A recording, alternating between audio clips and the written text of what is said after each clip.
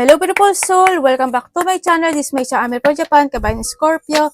This reading is for you. Tingnan natin ang iyong mga magaganap o mangyari sa natitirang araw ng January 2026. Maraming salamat muna sa mga subscriber, new subscriber, cross-watcher, at sa mga bagong pasok dyan. Welcome na welcome kayo sa bahay ni Ate Aimee. Salamat din sa nakataba ng puso ninyong mga comments at sa mga nagpa-personal reading. Marami pong salamat. Kung gusto niyo na energy niyo lang talaga ang gusto niyo makuha natin, all the details is in description below. Pakicheck na lang po. General reading tayo Scorpio, kunin mo na nga sa'yo at itapon ang hindi naman talaga sa'yo. Maaring vice versa. Energy mo, energy ng person mo, energy ng malapit sa puso mo, nangyayari, or mangyayari pala. Use your own intuition, lawakan nyo ang inyong isipan, ano man ang gender mo, ano man ang edad mo. Wala sa baraha ang kapalaran ng tao, lagi nyo tatandaan yon. Nasa inyo pa rin ang pagbabago nito, okay?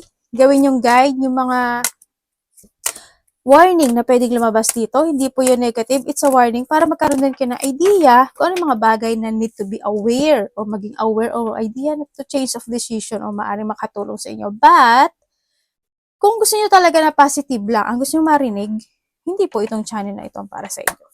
Okay, tingnan natin. Scorpio. Mga bagay ka, maaaring nagkakaroon ng mga pag-iisip na medyo I don't know if this is a worrying or may mga depression or mga sitwasyon na nalilito ka, no? Or pwede rin na yung feeling mo is parang nagkakaroon ka ng lungkot or maybe sa iba is this is a disappointment. Pwedeng ganun. Sa mga bagay o sitwasyon na ginagawa mo, pwedeng may mga ginagawa kang plano or may mga pinag-iisipan ka or may mga pag-uusap, pwedeng sa iba sa inyo, no? Pwedeng ganun. Nahadinto ka rin sa point na or maybe this an idea na nagkakaroon ka ng pagtitiis, pagtitimpi in some aspect of your life. You want to be stable or you think about that, something stability into your life. So nakita ko dito sa iyo, nakikita ko naman na meron kang mga creativity or you have an idea of creativity na you want na gusto mong maging reality yung sitwasyon na yon. No, na gusto mong mag-success or gusto mong maging happy. Syempre, lahat naman tayo ganun. Naghahanap ka rin this time ng clarity, no? Or may mga o may mga sitwasyon na you want clarity in some aspect of your life.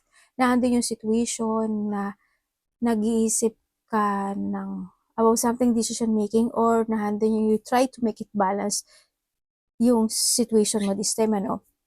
Mga bagay ka na gusto mong itama or i-correct or gusto mong actionan this time. Nagkakaroon ng mga feeling emotions sa ibang aspeto ng buhay nyo. Kaya nakikita ko rin sa iba sa inyo, medyo may pagka-sensitive, no, yung iba sa inyo. Hindi ko alam in what way, but siguro, nagkakaroon lang ng mga konting tampo or nagiging sensitive ka lang, nagkakaroon ng emotional situation, pwedeng ganun. May mga sitwasyon kasi ako na nakikita sa iyo na nalilito ka or you try to make it balance lang talaga yung sitwasyon. But you're in a painful situation. I don't know why, but nandun yung situation na nagkakaroon ng pain or may mga emotional pain or maybe you're thinking about negativity lang sa iba sa inyo. Sa iba sa inyo is may mga separation or may mga aalisin sa buhay mo or you're thinking about something separate. Pwedeng ikaw ilalayo mo yung sarili mo sa isang sitwasyon or someone, ilalayo niya yung sarili niya sa iyo, pwedeng ganun, vice versa, ganun.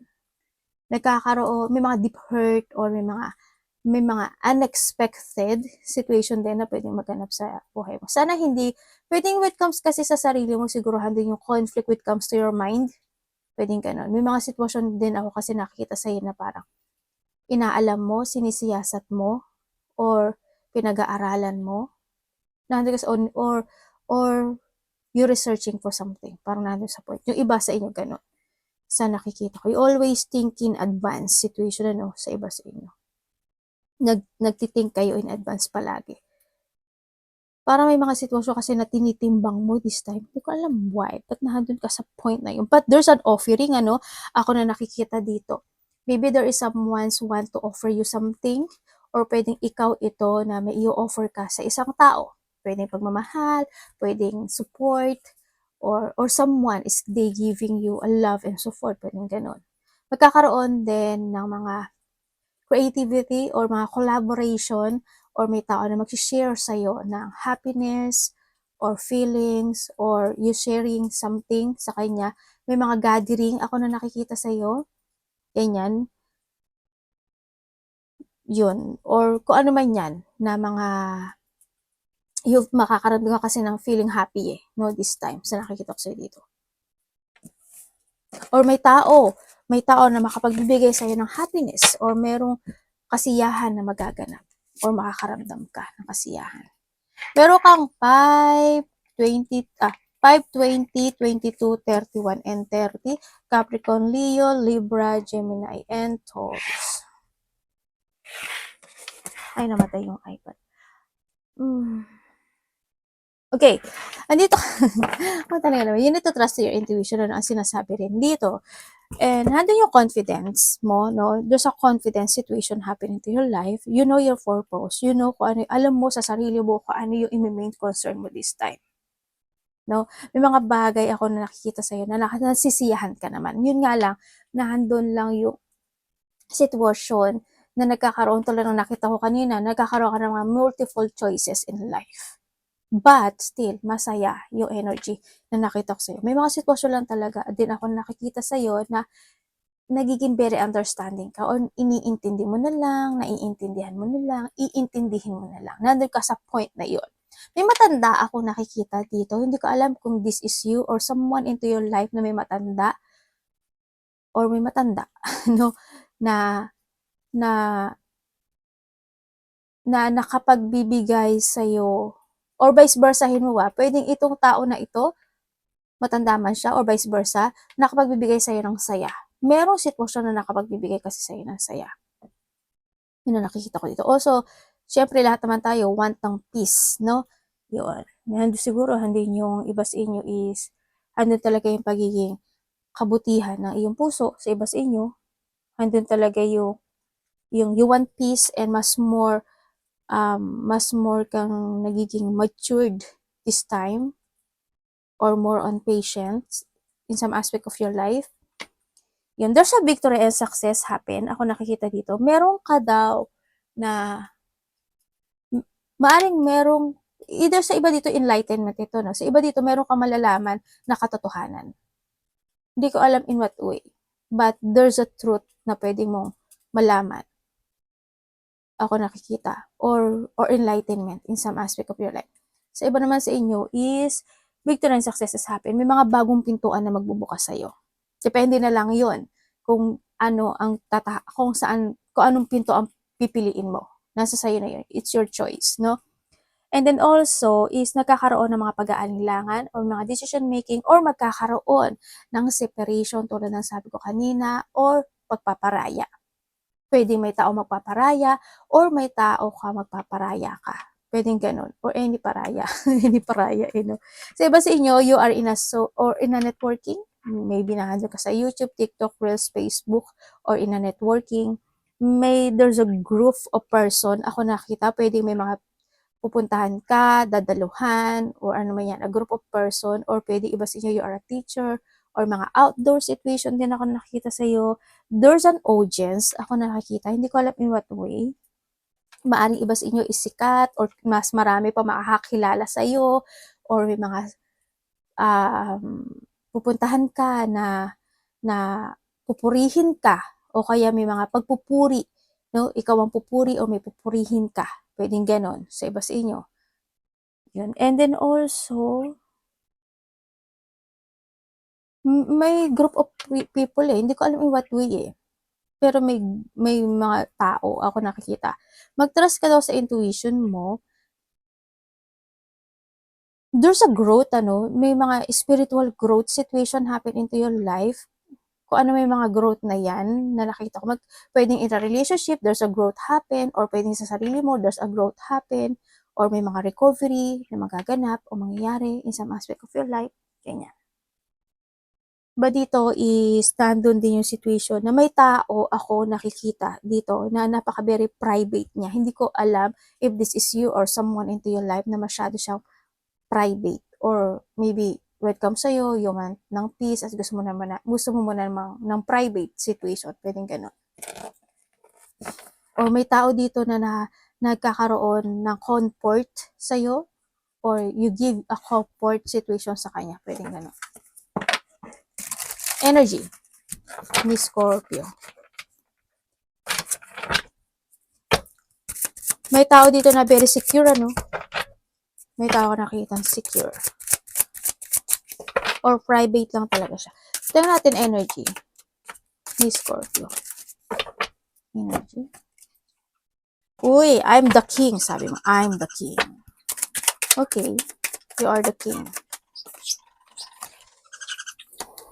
The king and the king.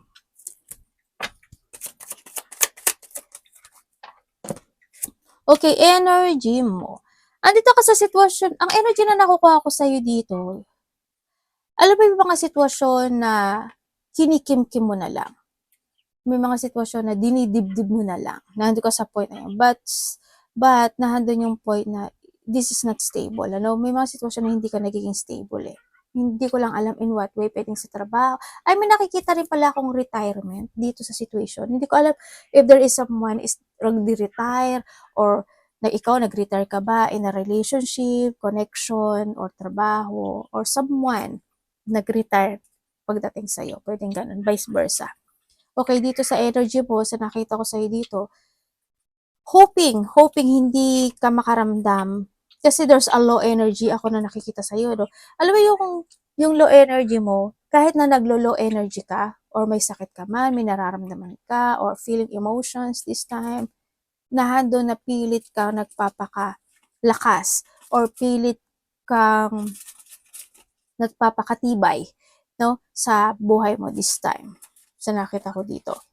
Ang nakikita ko rin sa'yo is may mga pag-uusapan ka actually ano dito, or may mga tao kang kakausapin. Yan, isa or marami man sila. And then also energy mo, ba't gano'n hindi stable? So, hoping stable ka.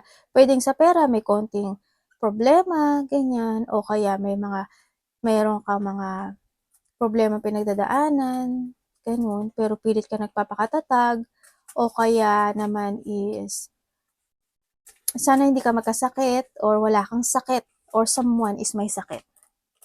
May tao kasi ako nakita na may sakit, no, dito sa sitwasyon. Mag-focus kayo sa sarili nyo, baka magkasakit kayo, no, dito. Mag-ingat kayo. Anak, tabi ka dyan. Ang kulit ng, nasa yung pagkain nyo? Nawala. Anong parating kay Scorpio? Nawala yung pagkain nila. Binigyan ko sila pagkain. Kaya kayo dinitbit ng anak ko yun. Parating po kay Scorpio.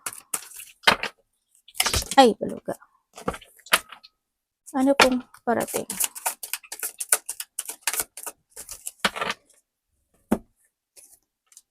Ay, baluga.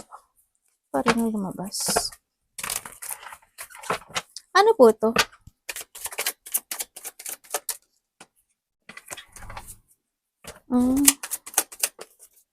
Okay, parating sa'yo.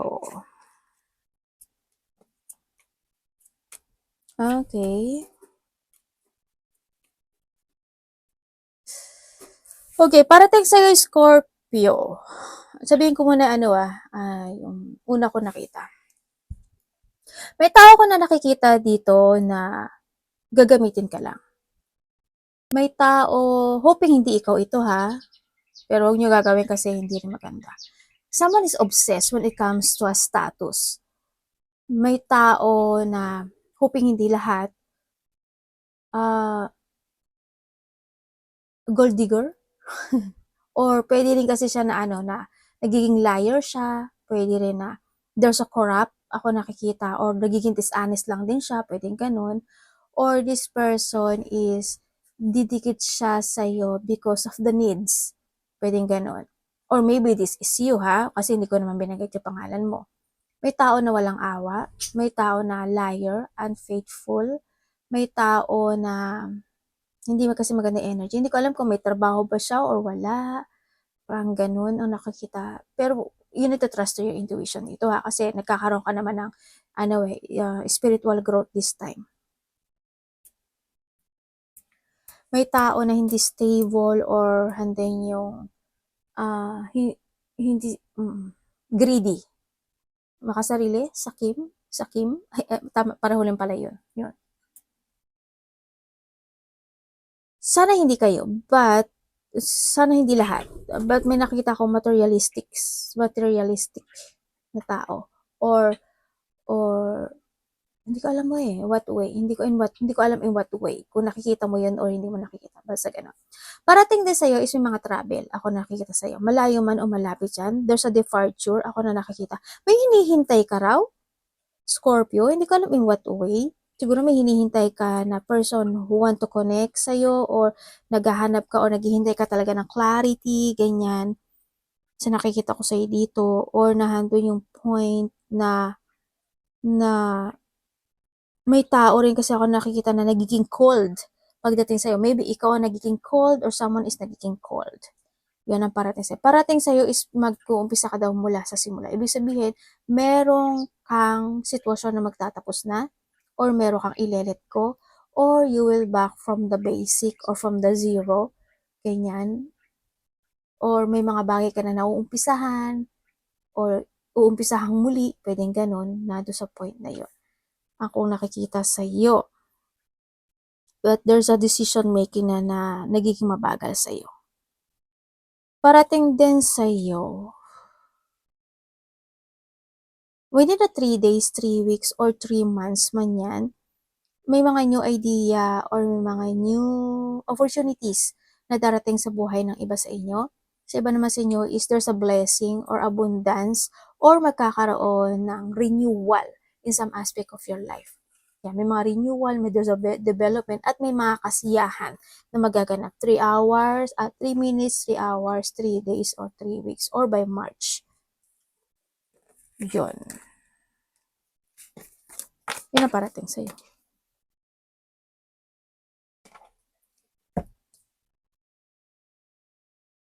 This time, may mga responsibilities ka na gagawin. Yan.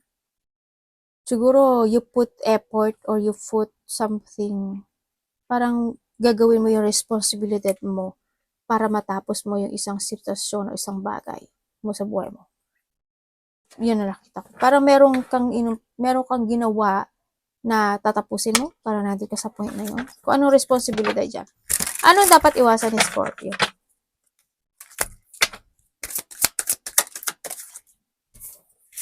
Nandito rin yung sitwasyon na ilalaya mo yung sarili mo. May paglaya. Dapat iwasan. Okay. Okay.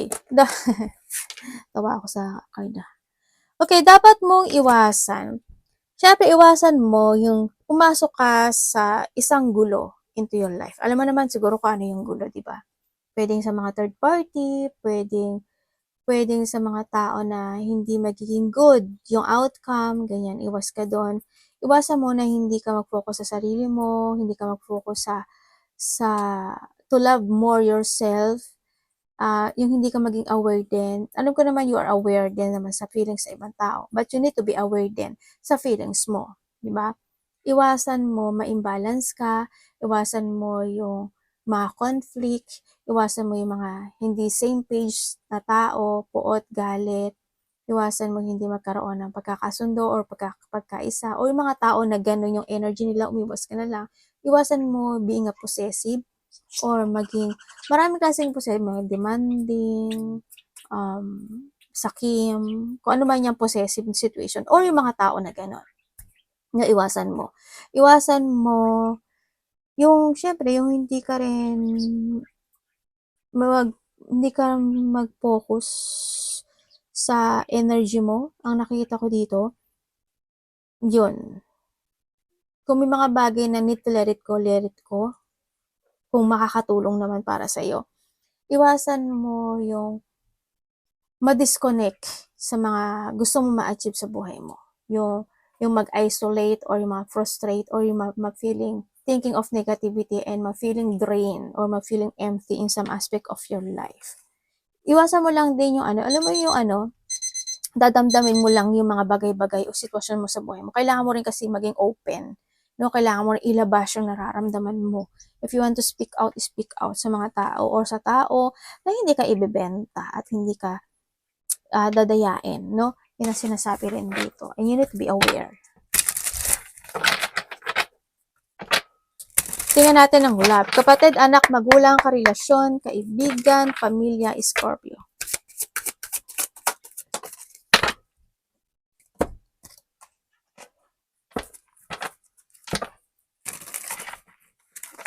Sa love.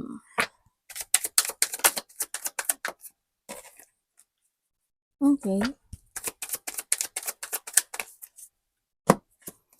Ay, Galileo. Kung ikaw is single,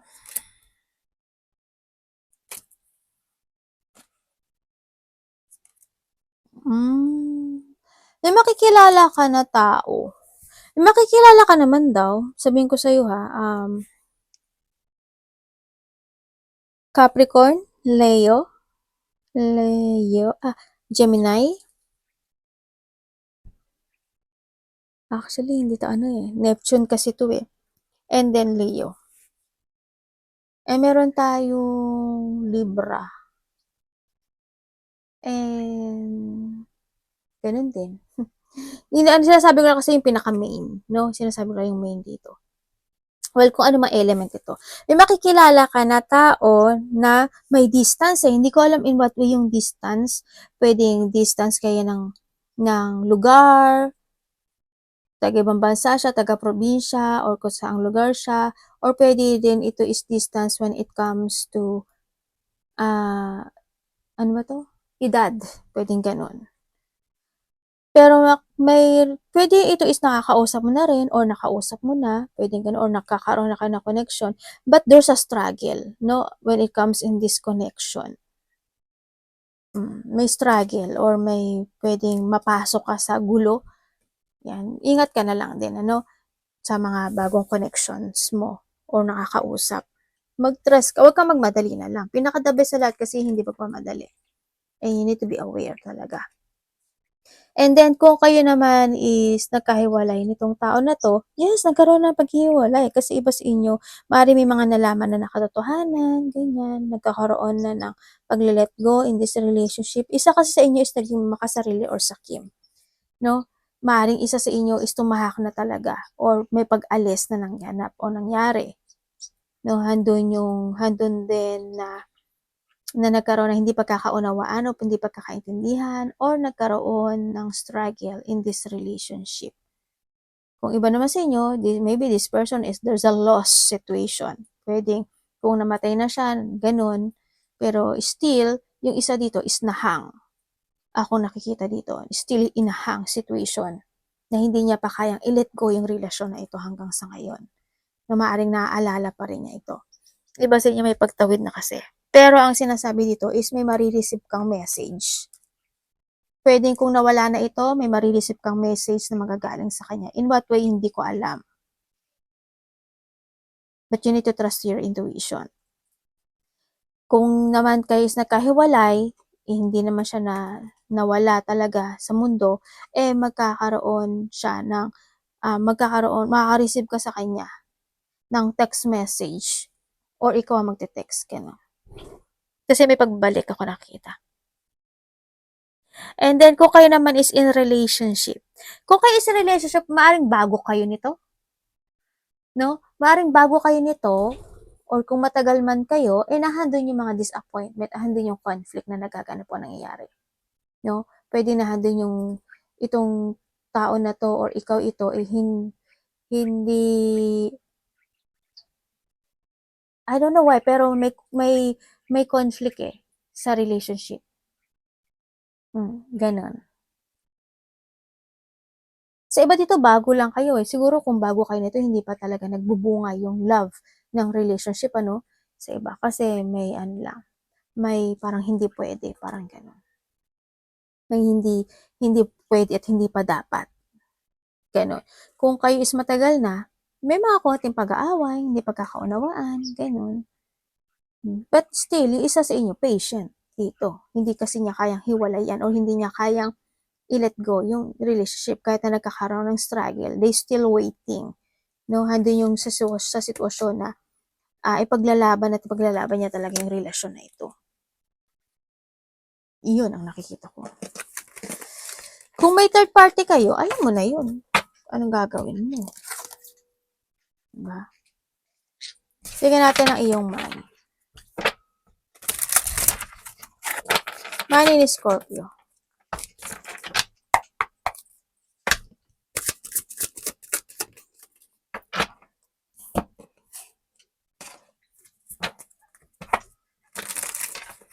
Money and work to ha. Kasi doon naman nagkagari ano. Okay. Your money. Aba, puro ano ah. Aba. Okay, when it comes sa money mo. Pagdating sa money mo is, ang nakita ko sa'yo dito is may biglaang gastos o may biglaang kang gagawin na connected ang pera. Ate, magkakaroon ba ng development? Dito sa'yo, hindi ko pa nakikita yung development. But ang nakikita ko sa'yo dito is may mga struggle lang. Hindi naman siguro ganun kalaki. Ganyan. Nagiging ano kasi ang ano mo pera. Nagiging minsan okay, minsan hindi. Minsan okay, minsan hindi. Nandun ka sa point na yon.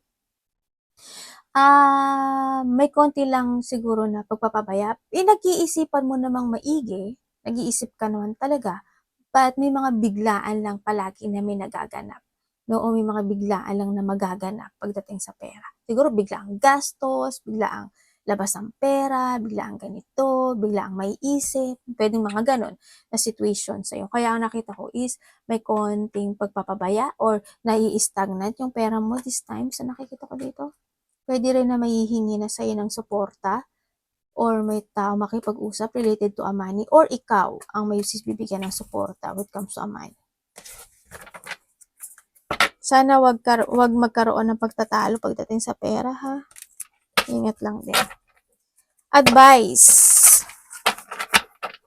Mag-ingat ka lang din sa pera mo ha. Kasi dito is there's a person here na maaring na may pagbabackstab o may pagbibitray o pangliling lang, pandaraya pagdating sa pera.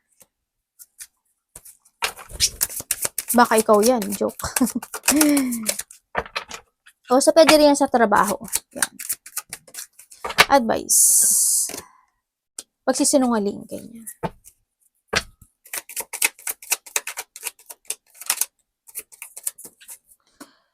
May sneaky person na. Alam mo, Scorpio, merong, hindi ko alam in what may gagastusin ka. Parang may paglabas ng malaking pera or sobra yung gastos or may mga gastos na palabas. Ganyan.